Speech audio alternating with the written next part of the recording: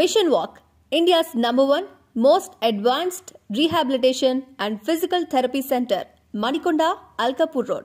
Call 9177 300 194. మా branches Hyderabad, Delhi మరియు పూణేలో కలవు.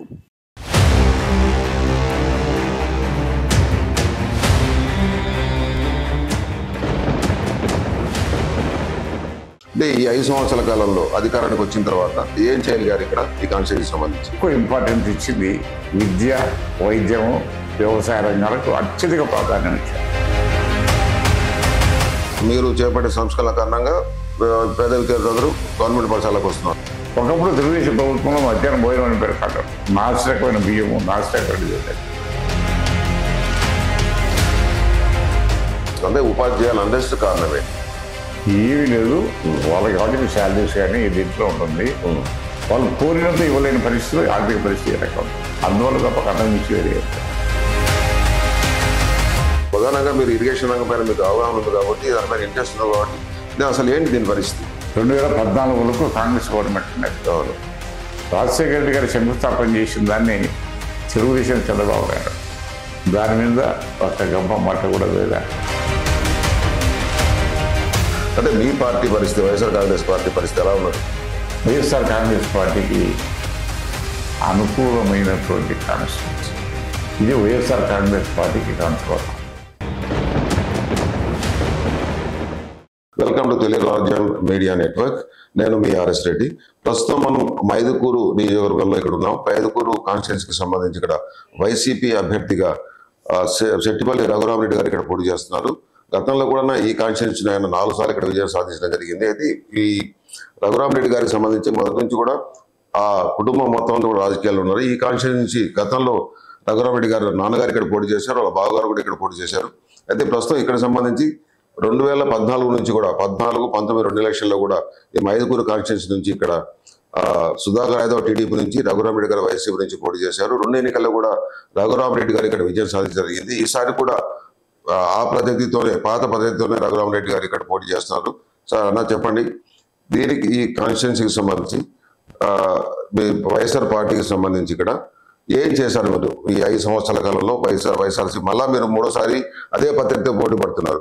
అంటే ఈ 5 సంవత్సరాల కాలంలో అధికారానికి వచ్చిన తర్వాత వైఎస్ఆర్ కాంగ్రెస్ పార్టీ అధికారానికి వచ్చిన తర్వాత ఏం చేయాలి గారు ఇక్కడ ఈ కాన్స్టిట్యూన్సీకి సంబంధించి?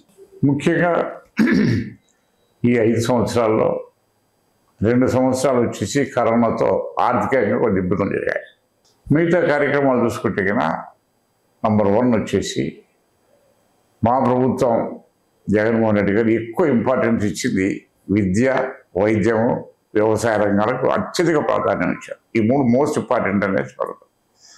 మరి అదే రకంగా విద్యకు చూసుకుంటే కన్నా మరి ఈరోజు ఒకప్పుడు శిథిలావస్థలో ఉండే పాఠశాలన్నీ కూడా నాడు నేడు కింద ఈరోజు బాగా డెవలప్ చేసేసి వేలాది కోట్ల రూపాయలు ఖర్చు పెట్టి విద్యా వ్యవస్థను ప్రక్షాళన చేశారు. మరి అదే కాకుండా ప్రతి ఒక్క ఎలిమెంటరీ స్కూల్ దగ్గర నుంచి కూడా మరి ఆ రోజుల్లో తెలుగు మీడియం ఉండేది, ఈరోజు ఇంగ్లీష్ మీడియం పెట్టాలి. కావాల్సినటువంటి సదుపాయాలు అవన్నీ కూడా చేస్తూ ప్లస్ 2వది ఏంటంటే 8th క్లాస్ నుంచి వాళ్ళకు కూడా ట్యాబ్స్ కూడా ఇచ్చేసి మరి విద్యారంగంలో అన్ని రకాల ప్రోత్సాహం చేస్తారు.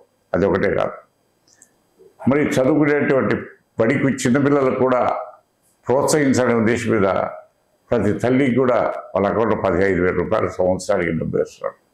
పిల్లలు చదివించుకుంటే చాలు, బడికి పోతే చాలు 15,000 రూపాయలు డబ్బులు వేస్తారు. మరి అదే ఒక రకమైన కాలేజీ కానివ్వండి, ఇంజనీరింగ్ కానీ, మెడికల్ కాలేజ్ కానీ వాళ్ళందరికీ కూడా మరి విద్యా దీవెన కింద వేలాది కోట్ల రూపాయలు ఖర్చు పెడుతున్నారు. వసతి దీవెన కింద వేలాది కోట్లు ఖర్చు పెడుతున్నారు. అన్నిటికి మించి ఈ 5 సంవత్సరాల్లో దాదాపు 17 కొత్త మెడికల్ కాలేజీలు కూడా ఏర్పాటు చేయడం జరుగుతుంది. మరి విద్యారంగంలో బ్రహ్మాండమైన ప్రచారం జరిగింది. ఈరోజు మన పాఠశాలలు చూస్తే కార్పొరేట్ స్కూల్స్ ఉన్నాయి, చైతన్య కానీ, నారాయణ, వాళ్ళన్నిటికంటే కూడా ఈరోజు మన పాఠశాలలు బాగా ఉన్నాయి. విద్యా వ్యవస్థ అన్ని రకాలు బాగుపడింది. అక్కడ ఉన్నటువంటి ఇంగ్లీష్ మీడియాన్ని ఇక్కడ ప్రతి ఒక్క ఎలిమెంటరీ స్కూల్ కూడా పెట్టడం జరిగింది. అన్ని రకాలు జరిగింది. ఈరోజు విద్యార్థుల సంఖ్య కూడా అడ్మిషన్స్ గవర్నమెంట్ స్కూల్లో విపరీతంగా పెరిగింది. మంచి క్రేజీ వచ్చింది. కార్పొరేట్ స్కూల్ కూడా పెరిగిపోయింది. కార్పొరేట్ స్కూల్లో గతంలో కార్పొరేట్ స్కూల్కి పోయేవాళ్ళు. అంటే మీరు చేపట్టే సంస్కరణల కారణంగా పేద విద్యార్థులందరూ గవర్నమెంట్ పాఠశాలకు వస్తున్నారు. చాలా బాగా నేను ఎక్కడికైనా వెళ్తే చూస్తే ఏ గ్రామానికి ఇలా చెప్తున్నారు, బ్రహ్మాండంగా స్కూల్స్ ఉన్నాయి, అక్కడ అన్ని వస్తువులు ఉన్నాయి, ఫ్యాన్స్ ఉన్నాయి, లైట్స్ ఉన్నాయి, టాయిలెట్స్ ఉన్నాయి, డ్రింకింగ్ వాటర్ ఉంది, అన్నీ చేస్తున్నాం. అది ఒక్కటే కాదు అసలు. ఒకప్పుడు తెలుగుదేశం ప్రభుత్వంలో మధ్యాహ్నం భోజనం అని పెడతాడు, నాసిరకమైన బియ్యము, నాసిరకమైనది ఉండేది. ఈరోజు విద్యార్థులకు వచ్చేసి వారానికి 5 రోజులు ఎగ్స్ ఇస్తున్నాడు, కోడిగుడ్డు పౌష్టికాహారం పెడుతున్నాడు, చిక్కీలు ఇస్తున్నాడు, రాగిజావ ఇస్తున్నాడు, మంచి పౌష్టికాహారం పెట్టి విద్యార్థులను ప్రోత్సహిస్తున్నాడు. మరి అది ఒక్కటే కాకుండా ఇంకా కొన్ని పిల్లలు ఉన్నారు ప్రభుత్వ పాఠశాలలో, పేదవాళ్ళు ఉంటారు, వాళ్ళు చినిగిపోయి చక్కలు చినిపోయి నిక్కలు వేసుకోవాలి. అదే కొద్ది ధనవంతులు వచ్చేసి మంచి డ్రెస్సులు వేసుకుంటారు. ఆ వ్యత్యాసం కనబడకూడదనే ఉద్దేశం మీద ప్రతి ఒక్క విద్యార్థిని కానీ అండి డ్రెస్సులు ఇస్తున్నాడు, యూనిఫామ్ ఇస్తున్నాడు. ప్రతి ఒక్కరు ఒకే యూనిఫామ్లో ఉండాలి, ఒకే రకమైన ఉండాలి. ఆడ స్కూల్ వరకు పేద ధనికని వ్యత్యాసం కనబడకూడదు విద్యార్థి దర్శనం, అది ఆయన ఆశయం.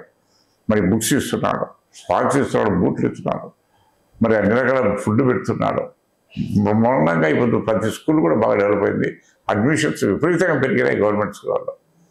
సైమల్టేనియస్గా రిజల్ట్ కూడా బాగా వస్తుంది. అది విద్యా వ్యవస్థలో ఉంటుంది. ఇంకా రెండోది వైద్య రంగం చూసుకుంటే ఈరోజు చూసాం, అప్పుడు స్వర్గీయ రాజశేఖర రెడ్డి గారు పెట్టారు ఆరోగ్యశ్రీ కింద. దేశంలో ఎప్పుడు లేనటువంటిది ఆరోగ్యశ్రీ కింద పెట్టారు. మరి ఆరోగ్యశ్రీ కింద వచ్చేసి అప్పుడు కొంతమందికి లిమిట్ ఉండేది. మరి ఈరోజు ఆరోగ్యశ్రీ కింద అన్ని జబ్బులు కూడా అప్పుడు కేవలం కొన్ని జబ్బులకు మాత్రమే ఆరోగ్యశ్రీ పడుతుంది. ఇప్పుడు దాదాపు కొన్ని వందల జబ్బులకు ఆరోగ్యశ్రీ కింద వర్తించే విధంగా వేలాది కోట్ల రూపాయలు ప్రైవేట్ హాస్పిటల్ కానివ్వండి, కార్పొరేట్ హాస్పిటల్కి అయితేనేవ్వండి ఇది చేస్తున్నారు. అందువల్ల వాళ్ళు బాగా బ్రహ్మాండంగా ఇది చేస్తున్నారు. అది ఒకటే కాదు అసలు. ఈరోజు మెడికల్ కాలేజ్ ఇంతమంది చెప్పారు.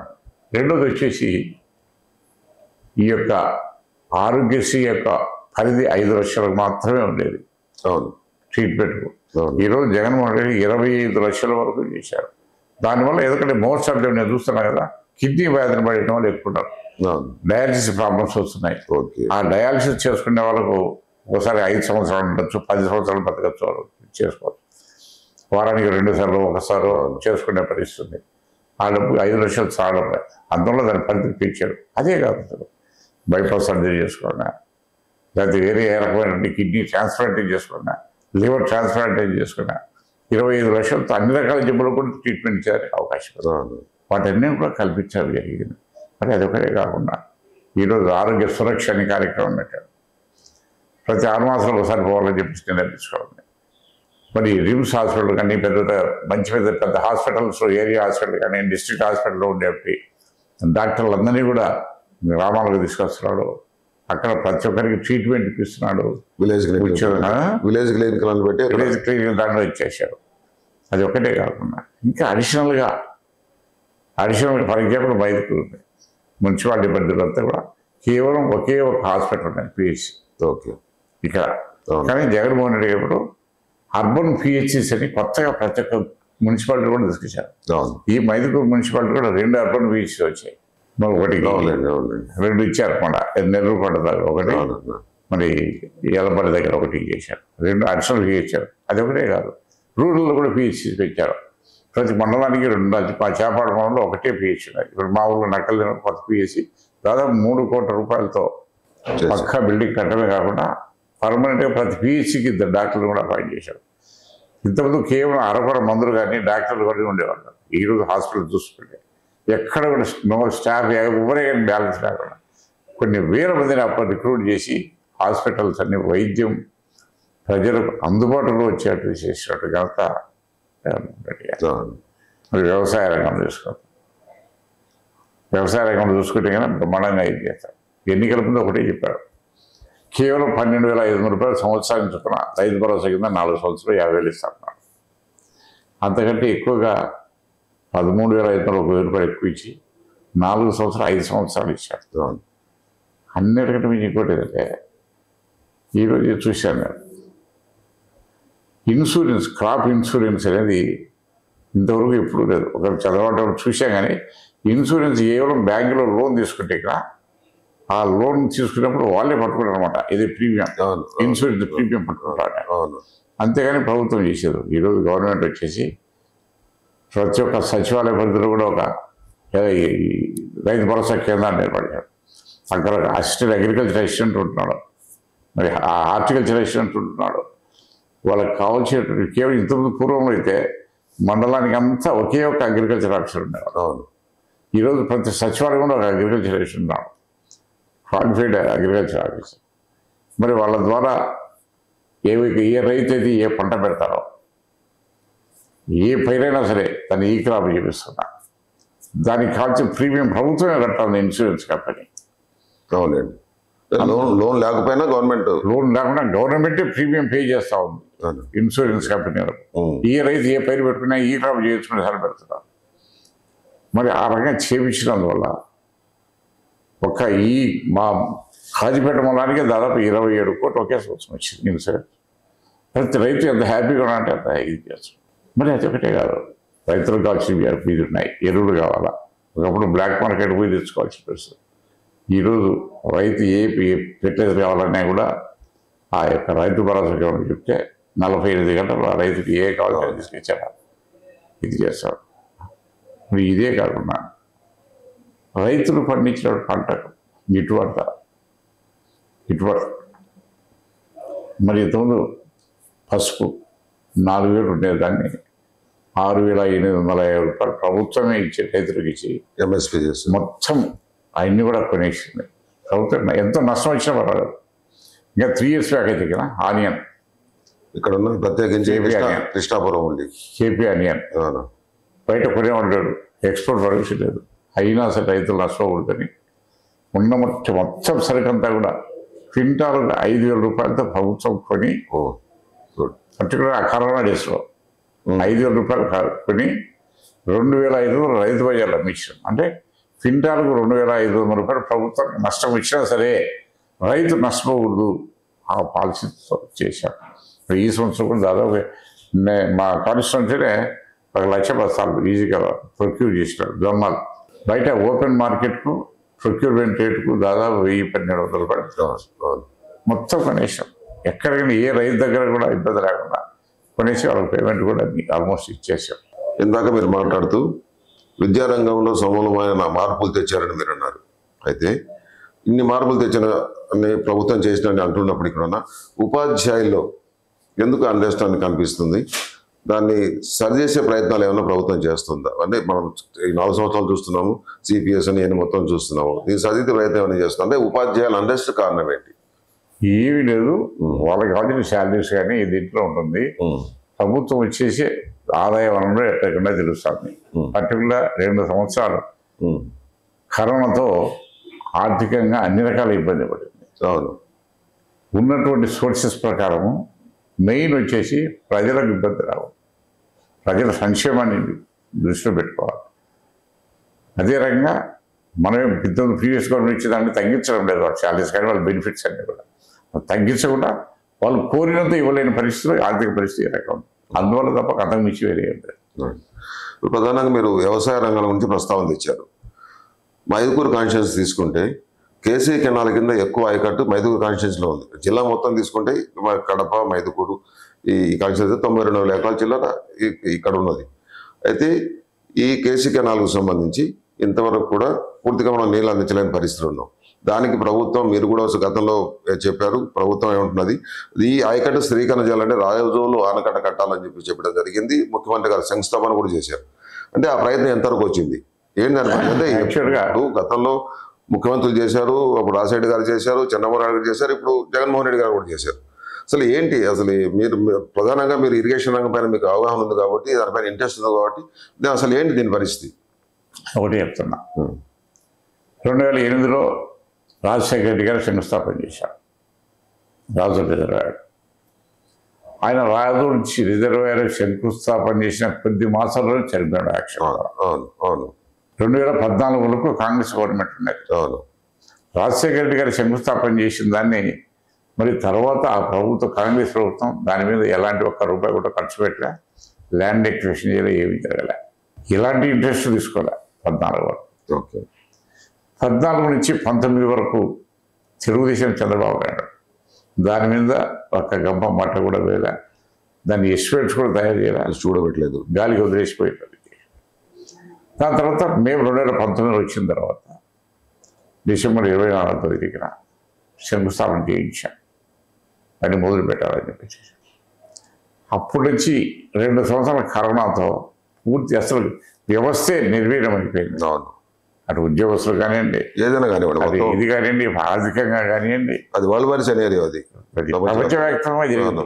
2 సంవత్సరాలు ఏమీ చేయలేని పరిస్థితి వచ్చేసి తర్వాత జరిగిన 2 సంవత్సరాల్లో ల్యాండ్ టెండర్స్ పిలవడం, దేశంలో సాయం చేయడం, టెండర్స్ పిలవడము, ఆ ఏజెన్సీ ఫిక్స్ చేసి అన్నీ అయిపోయాయి. దాని తర్వాత నెక్స్ట్ అక్కడి నుంచి ఆ ప్రాజెక్ట్ యొక్క ఉద్దేశం ఏంటంటే మొత్తం దాదాపు 1350 కోట్ల రూపాయలు ఎస్టిమేషన్ కాస్ట్. దాంట్లో కేవలం ప్రాజెక్ట్ నిర్మాణానికి ఖర్చు అయ్యేది కేవలం 350 కోట్లే. రిమైనింగ్ 1000 కోట్లు కూడా land acquisition land acquisition compensation ఇవ్వాలి. అంటే ఇక్కడ ఈ మీరు చెప్తున్న సందర్భంలోనే దీనికి ఒక మాట వినిపిస్తుంది బయట, ఇది ఈ ప్రాజెక్ట్ వైబుల్ కాదు, రాజోలా వైబుల్ కాదు. ఎందుకంటే మీరు అన్నట్టు ప్రాజెక్ట్ కాస్ట్ 360 కోట్లు అనుకోండి, మిగతా మీరు చెప్తున్నట్టు మెజారిటీ ఆఫ్ ది అమౌంట్ ఏదైతే ఉన్నదో అది ల్యాండ్ అక్విజిషన్ పెట్టాల్సి వస్తుంది. మోరోవర్ పట్టే ల్యాండ్స్ అన్నది, పట్టే ల్యాండ్స్ ల్యాండ్ అక్విజిషన్ చేయాల్సి వస్తుంది. అండ్ ఆ నేపథ్యంలోని ఈ ప్రాజెక్ట్ సాధ్యమవుతుందో కాదా, లేకపోతే మీరు ఆల్రెడీ ఏమైనా ఆలోచిస్తున్నారా? వైబిలిటీ అయినా కాకుండా కానీ రైతుల శ్రేయస్సు దృష్ట్యా, కేసీఆర్ ఆయకట్టు స్థిరీకరణ దృష్ట్యా 100% రాజోలు చాలా అవసరము, చాలా అవసరము. ఖచ్చితంగా ల్యాండ్ అక్విజిషన్ కానీ ప్రపోజల్ డిఎన్డి పబ్లికేషన్ కూడా చేశారు. అయితే రైతుల్లో కొంత సమస్య వచ్చింది. ఇప్పుడు మనం ఏం చేస్తే అంతా కూడా 1000 కోట్లు ఇవ్వాలంటే పడితే కష్టం. మనం ఏం చేసామంటే ముందు బండ్ అలైన్మెంట్ అవి ల్యాండ్ ఎక్వైర్ చేస్తాం. దాదాపు ఒక 500-600 ఎకరాలు అయితే కదా, ఎక్కడ ముందు మట్టి కావాల్సిన మట్టితో కూడా చేసుకొని చేస్తే కదా, దానికి రైతులు సహకరించడం. మాకు మొత్తం 1000 కోట్లు మా డబ్బులు ఇచ్చారు, మేము వెంట కలుస్తాం, లేకపోతే కానీ ఉన్నారు. ఒకటేసారి 1000 కోట్ల రూపాయలు ల్యాండ్ ఎక్విజిషన్ ఖర్చు పెడతారు. ఇప్పుడు గండికోట ఉంది, మహిళ ఏదైనా కానీ ఇప్పటికీ జరుగుతుంది. ఈరోజు సంవత్సరంగా ఇప్పటికీ జరుగుతుంది కదా. అక్కడ రైతులు సహకరించడం, తీసుకుంటే మొత్తం అంతా తీసుకొని మాకు 1000 కోట్లు డబ్బులు ఇస్తే మేము దాంట్లో దిగనిస్తాం, లేకపోతే మేము దిగనీయమని అంట మొండికి ఇచ్చారు. 1000 కోట్లు ఒకటేసారి ఒక ల్యాండ్ ఎక్విజిషన్ కంటే కష్టం అవుతుంది, కష్టమైన పరిస్థితి వచ్చింది. అందువల్ల వాళ్ళు నచ్చ చెప్తూ చేస్తున్నాం కానీ ఈ లోపల ఎలక్షన్ షెడ్యూల్ వచ్చింది. ఇది ఇన్స్ట్రుమెంట్ తయారు చేయడం, టెండర్ పెట్టడం, ఏజెంట్ ఫిక్స్ చేయడం అన్నీ అయిపోయింది, అగ్రిమెంట్ అయిపోయింది, అంతా అయిపోయింది. ఒక ల్యాండ్ అక్విజిషన్ దగ్గర మాత్రం ప్రాబ్లం వచ్చింది. ఖచ్చితంగా నెక్స్ట్ గవర్నమెంట్ 100% జరిగి తీరుతుంది, దాన్ని పూర్తి చేసే బాధ్యత తీసుకుంటాం. ఇంకొక ప్రధానమైన ఇష్యూ ఇరిగేషన్ సంబంధించి, అంటే మీకు తెలుసుంటుంది, దాదాపు 35 40 సంవత్సరాలు మనం చూస్తున్నాం. తెలుగు గంగ ప్రాజెక్టు కట్టారు, SR1 SR2 SR3 ఉన్నాయి. బ్రహ్మసాగర్కి 19 టీఎంసీలు ఉన్నారు, 17 టీఎంసీలు నిలబడుతున్నారు. ఆయన ఆయకట్టుకు ఏదైతే మీరు బ్రహ్మగారి మట్టు కూడా మీ మన కాన్స్టిట్యూన్సీలో కూడా ఆయకట్టు ఉంటుంది దాని కింద. అంటే ఆ పూర్తి ఆయకట్టుకు నీళ్ళు అందించలేని పరిస్థితి. ఎందుకంటే ఏదైతే రైతులు కోరుతున్నారో పంట కాలువలు, ఫీల్డ్ ఛానల్స్, ఏ గవర్నమెంట్ వచ్చినా ఇప్పుడు రాజశేఖర్ గారు ఉన్నప్పుడు నీళ్ళు నిలబెట్టాం, కానీ SR1 బ్రహ్మగారి సార్ నిలబెట్టినప్పటికీ ఆ తర్వాత ఫీల్డ్ ఛానల్ సంబంధించి ఏ గవర్నమెంట్ కూడా దీనిపైన సరైన శ్రద్ధ పెట్టలేదన్నది రైతులు. మన రైతులు వచ్చి వాళ్ళు ఏమంటారంటే, సార్ నీళ్లు ఉన్నాయి, బ్రహ్మసాగర్ నీళ్ళు వస్తున్నాయి, అటు ఆ బద్వేల్ కాన్స్టిట్యూన్సీలోనూ చెరువులు సక్రమంగా నీరు అందించలేని పరిస్థితి, ఇక్కడ మీ కాన్స్టిట్యూన్సీలో ఉన్న ఆయకట్టు కూడా నీళ్ళు అందించలేని పరిస్థితి. ఈ ఫీల్డ్ ఛానల్స్ పైన మీరు ఏమైనా ముఖ్యమంత్రి గారితో మాట్లాడారా, ఏం జరుగుతుంది? ఒకటి, ఫీల్డ్ ఛానల్స్ డిస్ట్రిబ్యూటర్స్ అనేది 2 రకాలు. ఫస్ట్ వచ్చేసి బ్రహ్మంసాగర్కు 2019 వరకు చంద్రబాబు హయాంలో కేవలం రిజర్వాయర్లో 4 టీమ్స్ 5 టీమ్స్లు తప్పక అంతకుమించి ఏ రోజు పెట్టలే. దాని కెపాసిటీ 17 టీమ్స్. ఏ ముందు పెట్టలే చంద్రబాబు నాయుడు టైంలో. ఎందుకు? వెలుగూరు నుంచి కాలువ లేదు ఇక్కడికి వచ్చేదాన్ని. వెలుగూరు నుంచి యాక్చువల్గా అది 5000 క్యూసెక్స్ కెపాసిటీతోనే కెనాల్ ఉండాలి. అటువంటిది 2005 3000 కూడా వెలుగూరు నుంచి కెనాల్ లేదు. దానికి జగన్మోహన్ రెడ్డి గారు దాదాపు 600 కోట్ల రూపాయలు ఖర్చు పెట్టి 5000 క్యూసెక్ల కెపాసిటీతో కెనాల్ లైనింగ్ చేసేసి వదిలేసాం. దానివల్ల లాస్ట్ ఇయర్ వచ్చేసి బ్రహ్మంసాగర్లో నీళ్లు నింపుకోవడానికి కావచ్చు. అది బ్రహ్మంసాగర్లో కూడా 10 టీమ్స్ షీపేజ్ వస్తాయి, నీళ్లు బయటకు వస్తాయి. దానికి దాదాపు 52 కోట్ల రూపాయలు పెట్టి కట్ ఆఫ్ డయాఫ్రామ్ పెట్టి నీళ్లు లీకేజ్ కాకుండా అది కూడా తయారు చేయించారు. అందువల్ల చరిత్రలో ఎప్పుడు కనీ విరుగైన రీతిలో 17 టీఎంసీ లాస్ట్ ఇయర్ నీళ్లు పెట్టారు బ్రహ్మంసాగర్. ఈ రోజుకు ఇంకా నీళ్లు ఉన్నాయి. ఆ బ్రహ్మంసాగర్ కిందంటే మొత్తం డిస్ట్రిబ్యూషన్ కూడా మెయిన్ డిస్ట్రిబ్యూటర్స్ అన్నీ ఎప్పుడు అయిపోయాయి, ప్యాకేజీలోనే అయిపోయినాయి. తర్వాత ఫీల్డ్ ఛానల్స్ ఉన్నాయి. ఫీల్డ్ ఛానల్స్ రైతులు దొరకాలి, డిస్ట్రిబ్యూటర్ వరకు మనం ఇస్తున్నాం. ఇప్పుడు నంద్యాల రూట్లో కొన్ని డిస్ట్రిబ్యూటర్స్ తయారైనాయి. ప్రతి మన ఇక్కడ దాటి ఫీల్డ్ ఛానల్ ఇవి ఉన్నాయి, డిస్ట్రిబ్యూటర్స్ ఉన్నాయి. ఈ ఫీల్డ్ ఛానల్స్ వచ్చి ఎవరి పొలం వాళ్ళు దొరకాలి. నీళ్ళు ఇచ్చేంత వరకు ప్రభుత్వ బాధ్యత. సిస్టమ్ ఏ ప్రాజెక్ట్ అయినా అంతే అంతే కదా. ఫీల్డ్ ఛానల్స్ రైతులు తీసుకొని చేసుకోవాల్సిన అవసరం ఉంది. అది ఇంకా జరగలేదు తప్పక. ఫీల్డ్ ఛానల్ ఇవన్నీ డిస్ట్రిబ్యూటర్స్ అన్ని కలవలు అయిపోయినాయి. నీకు మన మాల్స్గారిపల్లె అక్కడంతా కూడా ఉన్నాయి, రెడీ కెనాల్స్ అన్నీ అయిపోయినాయి. అక్కడి నుంచి ఫీల్డ్ ఛానల్స్ వాళ్ళు తీసుకోవాలి. రైతులు ముందుకు వచ్చి చేసుకుంటే నీళ్ళు ఇచ్చేదానికి సిద్ధంగా ఉన్నారు. అన్ని రిజర్వాయర్స్ ఫుల్ చేశాం, SR1 ఫుల్ చేశాం, SR2 ఫుల్ చేశాం, బ్రహ్మంసాగర్ ఫుల్ చేశాం. చరిత్రలో ఎప్పుడు లేని విధంగా అన్నీ చేశాం. నీళ్ళు ఈ రోజు కూడా 20 TMC నీళ్ళు బ్రహ్మంసాగర్ ఇప్పటికీ ఇస్తున్నాం. యాక్చువల్ డ్రింకింగ్ వాటర్ ప్రాబ్లం ఈ ఏరియాలో ఉంది, కానీ మైదుకూరు, కాజీపేట, చేపాడు మండలాలు ఉంది, కానీ దూరంలో వేరే బ్రహ్మంగారి పట్టణంలో ఎక్కడికి డ్రింకింగ్ వాటర్ కానీ ఆయకట్టుకు నీళ్లు కానీ అడిగిన పాపం కూడా ఈ 5 సంవత్సరాలు. అంటే ఇప్పుడు రాష్ట్ర ప్రభుత్వం చేస్తున్న ప్రయత్నం ఏంటంటే బ్రహ్మసాగర్ అన్నది ఇరిగేషన్ కోసం, వ్యవసాయం కోసం, లేదంటే బద్వేల్ కాన్స్టిట్యున్సీలో చెరువులను నింపడానికి, తద్వారా ఆయకట్టును పెంచడానికి ఉద్దేశించింది అది. అయితే మీరు గతంలో జగన్మోహన్ రెడ్డి గారి నిర్ణయం కారణంగా ఇక్కడ బ్రహ్మసాగర్ నుంచి ఇప్పుడు ఆర్టీపీకి నీళ్లు పంపిస్తున్నాం.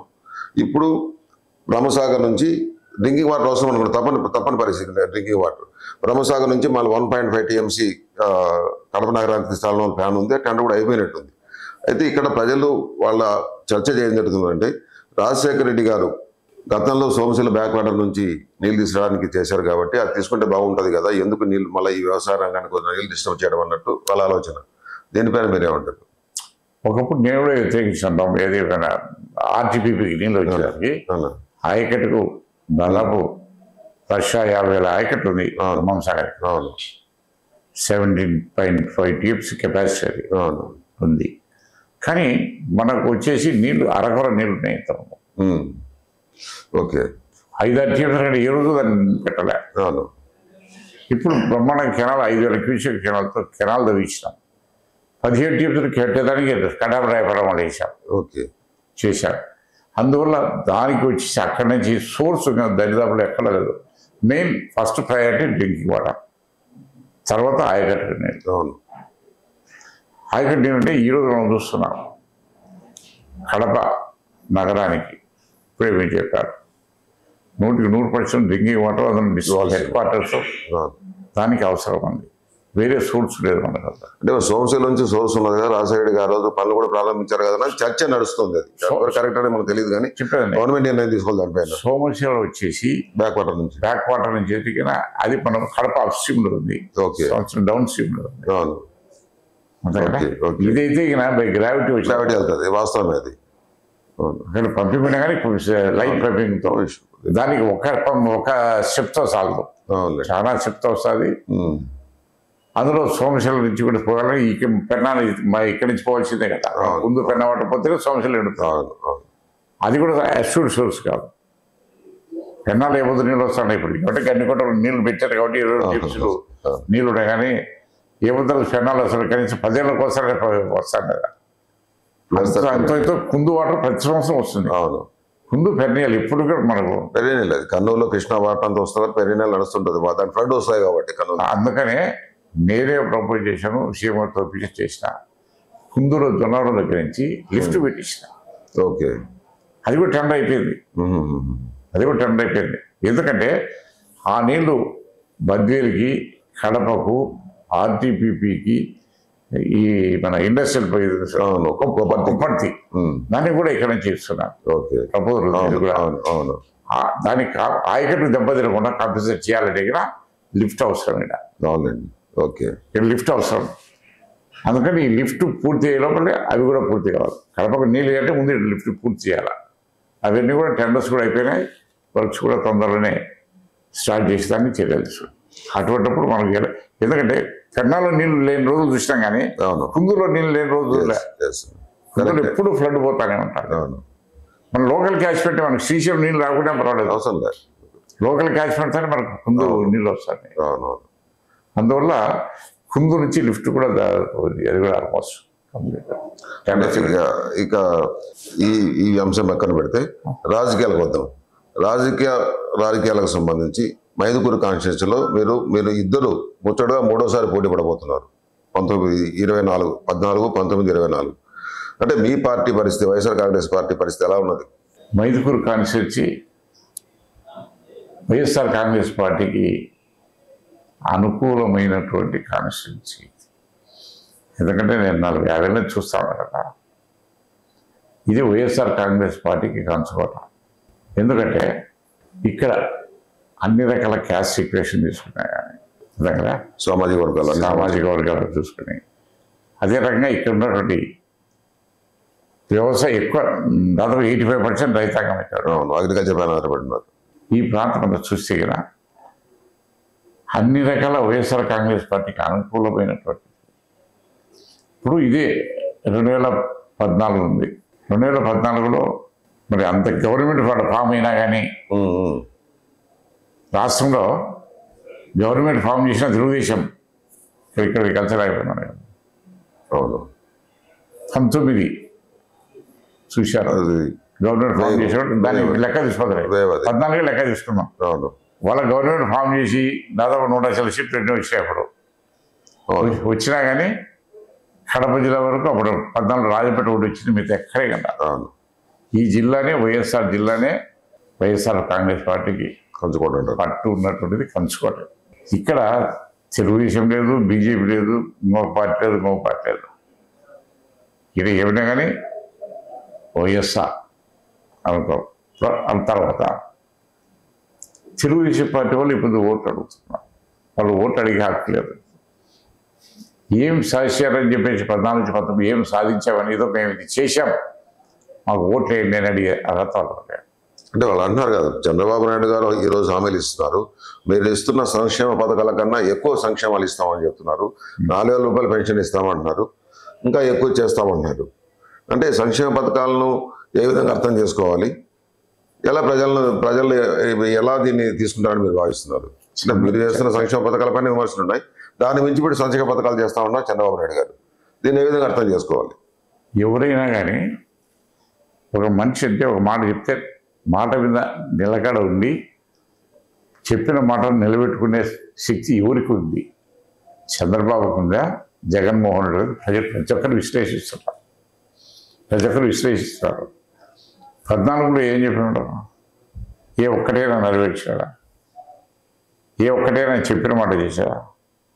రైతులు రుణమాఫీ అయినాడు, డాక్టర్లు రుణమాఫీ అయినాడు, ఇంటికి ఉద్యోగం అయినాడు, ఇంకా ఏంటంటే చాలా చెప్పినాడు. అయితే ఏ ఒక్కటి కూడా నెరవేర్చడా. అందువల్లనే 19 ఎన్నికలు ఏ రకంగా చూశారు. ఇదే 19లో మేము ఇచ్చినటువంటి మేనిఫెస్టో హామీలు అనుకోండి, మేనిఫెస్టో తప్పకుండా చేశాం, నిరూపించాం. అందుకే ధైర్యంగా మేము ప్రజల దగ్గర చెప్తున్నాం, మాకు ఓటు ఇవ్వని అడుగుతున్నాం. ప్రజలు అడుగుతున్నాము, మేము మంచి చేసింటేనే ఓటేయి.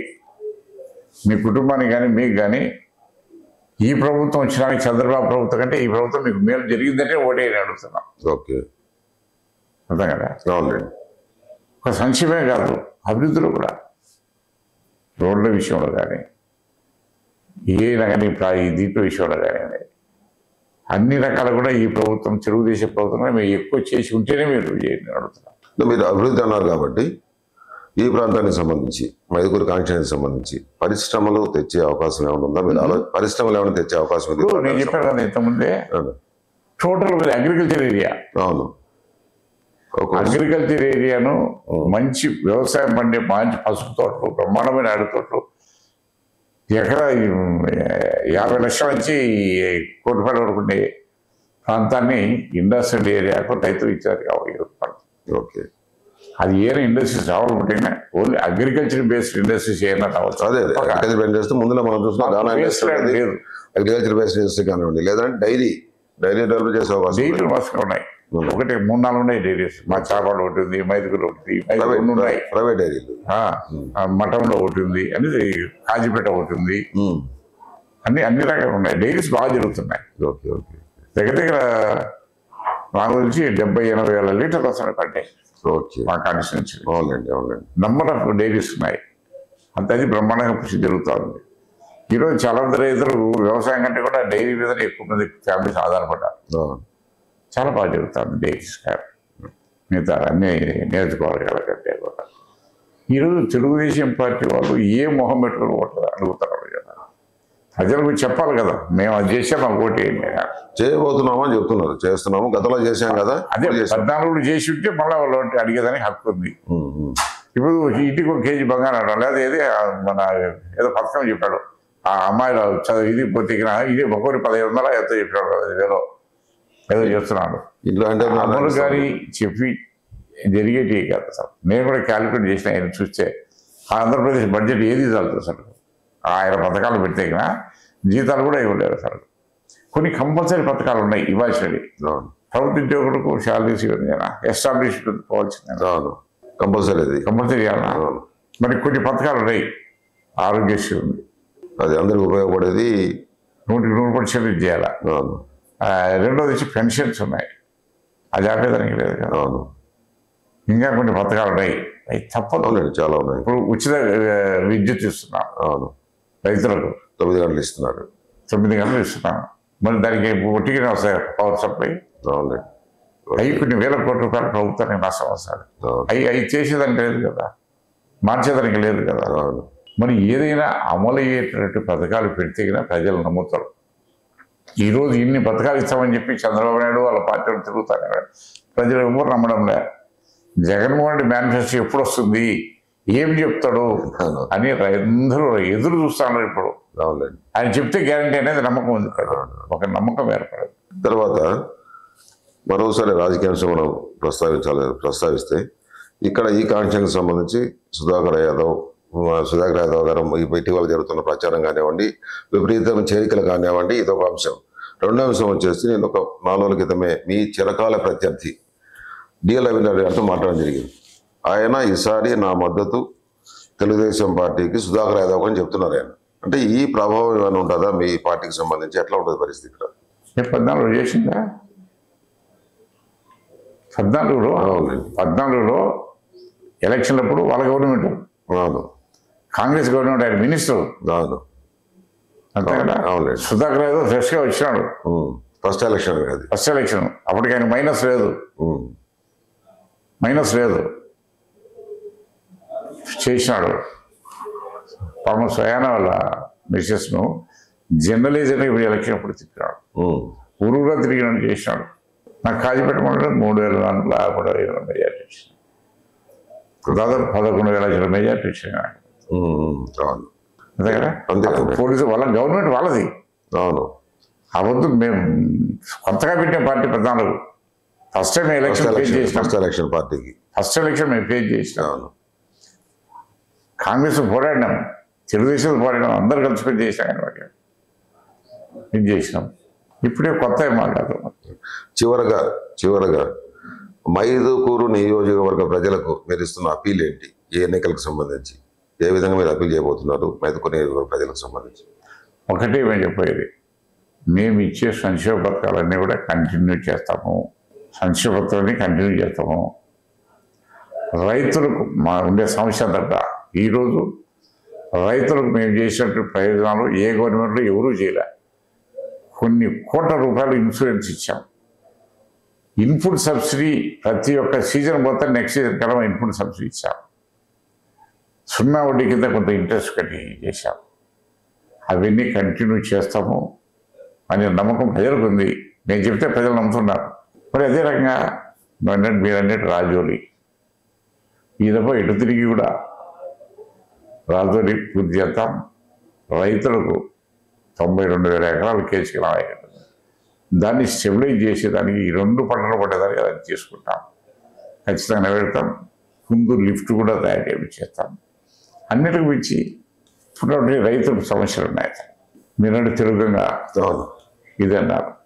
తెలుగుగా ఫుల్ ప్లెడ్జ్తో మేము 17 టిప్స్ పెట్టడానికి ఇప్పుడు సిద్ధంగా ఉంటాం. మరి ప్రకృతి వైపరీత్యాల వల్ల ఈ సంవత్సరం నీళ్ళు లేనందువల్ల కరువు వచ్చింది. ఇక్కడే కాదు, అన్ని దేశంలో, కర్ణాటక కానీ మహారాష్ట్ర కానీ. నేను మొన్న బెంగళూరు పోయి వచ్చాను. అక్కడ తాగునీళ్ళు లేక ఊరు వదిలేసి వచ్చేస్తున్నారు. అటువంటి పరిస్థితి వచ్చింది. అంతా దేశం అంతా ఇది. అందువల్ల ఇది ప్రత్యేకత. అయినా కానీ కూడా ఎక్కడే కానీ ఇబ్బంది లేకుండా ఈ సంవత్సరం ఐడి క్రాప్కి నీళ్ళు ఇచ్చాం. శ్రీశైలం చుక్క నీళ్ళు లేకుండా కానీ ఈ వెలుగోడు నుంచి తీసేసి జొన్న పండించుకున్నారు బ్రహ్మాండంగా. వరి కంటే కూడా 10 రూపాయల డబ్బులు వచ్చింది. రైతులు దే ఆర్ వెరీ హ్యాపీ. చరిత్రలో ఎప్పుడు లేని విధంగా ఈ సంవత్సరం నీళ్ళు ఇచ్చారని చెప్పేసి రైతులు హ్యాపీగా ఉన్నారు. రైతుల విషయంలో ప్రభుత్వం చిత్తశుద్ధితో ఉంది. ఖచ్చితంగా మా జగన్మోహన్ రెడ్డి గారు రైతులకు ఇంకా కొన్ని వరాలు ఇచ్చేదానికి అవకాశం ఉంది. ఇవ్వాలని చెప్పేసి రైతులు ఆశ పెట్టుకున్నారు. ఎప్పుడు చెప్తాడు ఆయన నోటి నుంచి మాట వస్తుందని ఆశ పెట్టుకోవడం.